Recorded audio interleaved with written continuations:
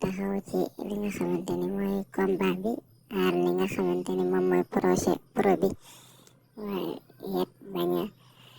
topp li nga xamante ni mooy débat bu ñàkk fulla bi nga xamante ni ñu ngi leen ci woo muy maanaam ay mbiri Adji Sarr Ousmane Sonko Adji Sarr Ousmane Sonko muy sañe bu baax ngir ñu gën a takku gën a aar li nga xamante ni mooy projet bi waajal 2024 te xam ni kat pro kenn mënu ko tee bokk.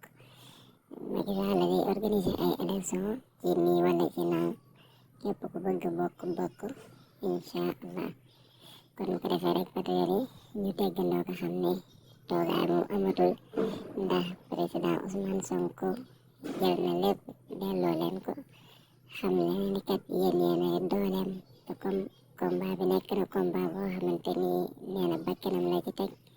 kon war na ko ci jàppale ñun itam sunuy junni bakkan ñu teg ko jàppale ko ci lii nga xamante ni mooy caaxaan yi nga xamante ni Macky Sall ak ñi mu àndal moom la nekkee ci réew